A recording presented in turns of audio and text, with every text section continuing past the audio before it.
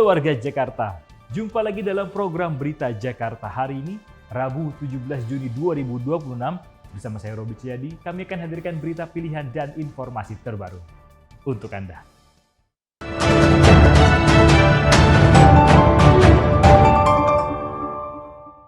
Warga Jakarta, sebelum kita ke berita utama Berita Jakarta hari ini, dari meja redaksi telah kami siapkan 3 berita pilihan dari website beritajakarta.id.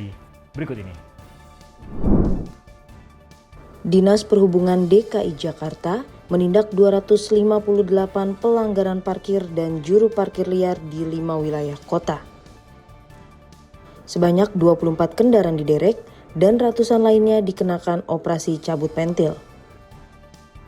Penindakan konsisten ini guna menjaga ketertiban umum serta memberikan rasa aman dan nyaman bagi masyarakat. Seleksi tahap akhir calon atlet Pusat Pelatihan Olahraga Pelajar atau PPOP DKI Jakarta tahun 2026 resmi dimulai. Sebanyak 350 peserta bersaing untuk memperebutkan 105 kursi pembinaan.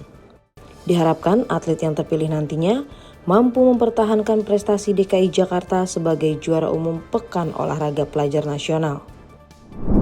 Ketua DPRD DKI Jakarta Suhud Alinuddin mengajak pelaku usaha dan masyarakat untuk berpartisipasi aktif dalam sensus ekonomi 2026. Keterbukaan data sangat penting agar penyusunan kebijakan dan anggaran pembangunan tahun depan dapat berjalan tepat sasaran. BPS juga menyediakan platform digital guna memudahkan proses pendataan mandiri.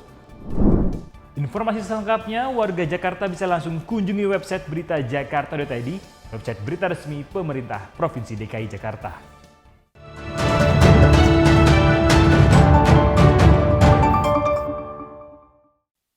Kita beralih ke berita pertama Berita Jakarta hari ini.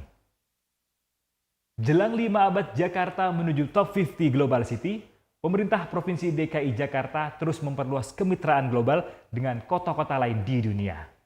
Dalam forum World City Summit 2026 di Singapura, Gubernur DKI Jakarta Pramono Anung menegaskan targetnya bukan sekedar masuk top 50 Global City, tapi memastikan investasi pembangunan memberikan manfaat bagi produktivitas masyarakat. Gubernur DKI Jakarta Pramono Anung menghadiri ajang rangkaian acara World City Summit 2026 di Singapura yang berlangsung pada 14 hingga 16 Juni 2026. Dalam agenda kali ini, Pramono mengemban 2 mandat sekaligus, yakni mewakili Jakarta sebagai ibu kota, serta menjalankan perannya sebagai Vice Chair C40 Cities. Kunjungan diawali dengan menghadiri C40 Mayoral Convening yang mempertemukan para pemimpin kota dari berbagai negara. Forum ini menjadi pertemuan perdana yang dihadiri Pramono sejak ditetapkan sebagai Vice Chair kawasan Asia Timur, Asia Tenggara, dan Oseania pada April 2026 lalu. Saya hadir di acara summit untuk Mayor Forum, yaitu forum wali kota dan gubernur sedunia, dan kami juga sharing berbagai hal, mudah-mudahan berguna bagi Jakarta ke depannya. Di sela acara, Pramono melakukan pertemuan dengan Perdana Menteri Singapura, Lawrence Wong. Dalam pertemuan tersebut, dibicarakan peluang investasi strategis di Jakarta, khususnya pada proyek pengembangan MRT Jakarta fase 3 dan 4. Selain bertemu dengan Perdana Menteri Singapura, Pramono juga menandatangani kerjasama dengan kota Heidelberg, Jerman terkait pengembangan Smart City, peningkatan pelayanan publik, serta pembangunan kota yang berkelanjutan. Keikutsertaan Jakarta dalam World City Summit 2026 dimanfaatkan untuk mewujudkan Jakarta sebagai kota yang lebih nyaman, ramah lingkungan, serta memiliki daya saing tinggi.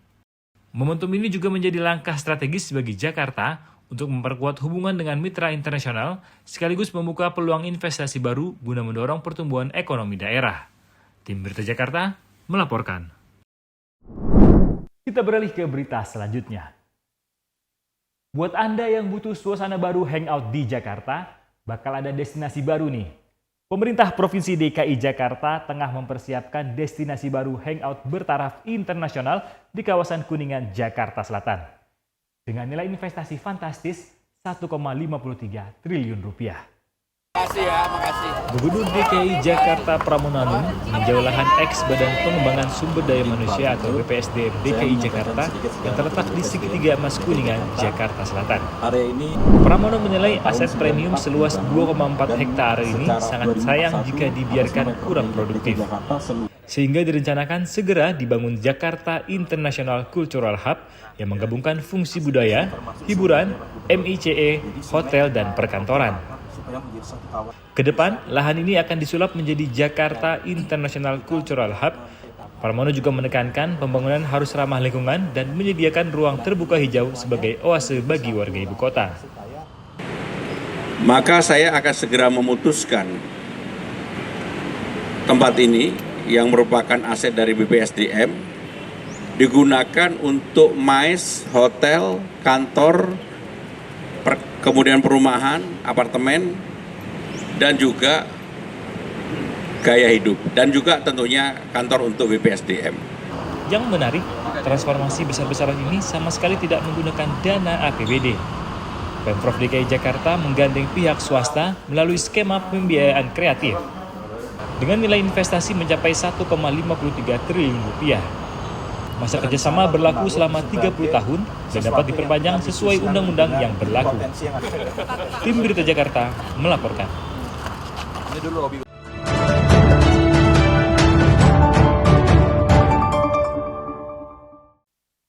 Kita ke segmen Info Jakarta. Jakarta Fair Kemayoran 2026 telah berlangsung selama 1 minggu. Buat Anda yang belum ke sana, tenang. Event pameran terbesar di Asia Tenggara ini masih berlangsung hingga 12 Juli 2026. Nah, untuk Anda yang ingin ke sana tapi bingung bagaimana beli tiketnya dan di mana loketnya, ada tim Berita Jakarta yang siap memberikan informasinya berikut ini. Halo warga Jakarta, segmen Info Jakarta hari ini punya informasi dari Jakarta Fair 2026 yang kembali hadir mulai 11 hingga 12 Juli 2026 di G-Expo Kemayoran. Nah, tahun ini Jakarta Fair akan dimeriahkan oleh 2.800 peserta pameran dan 1.800 tenan swasta dan UMKM. Warga Jakarta yang masih bingung nih bagaimana cara mendapatkan tiket masuk Jakarta Fair, tersedia 5 pintu masuk. Ada 5 titik loket pintu masuk Jakarta Fair, yakni loket 9 bisa diakses dari pintu 1 dan 9, loket 2A dan loket D bisa diakses lewat pintu 1 dan pintu 2, loket F dan loket G bisa diakses dari pintu 3, loket 1 bisa diakses dari pintu 6, dan khusus untuk Anda yang sudah mendapatkan tiket online, bisa langsung menuju gerbang B3 yang bisa diakses dari pintu 6A. Nah, untuk harga tiket Jakarta Fair 2026 tanpa konser dibanderol Rp40.000 untuk hari Senin, Rp50.000 setiap Selasa hingga Jumat. Nah, sementara khusus weekend, Sabtu dan Minggu dan libur nasional dibanderol harga Rp60.000. Ingat ya, khusus anak-anak dengan tinggi di bawah 1 meter dan lansia berusia minimal 60 tahun gratis masuk Jakarta Fair 2026. Anton Haryadi melaporkan dari Jakarta Fair 2026.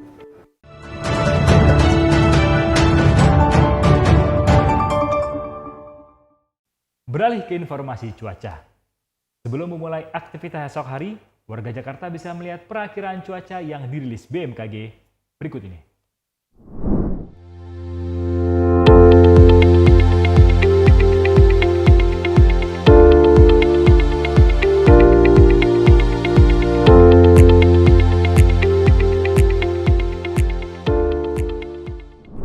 Masyarakat diimbau untuk tetap waspada terhadap perubahan cuaca yang terjadi.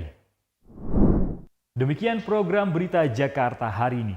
Saya Robert Cedi dan tim redaksi yang bertugas undur diri. Menyongsong 5 abad Jakarta, Jakarta Kota Global dan Berbudaya.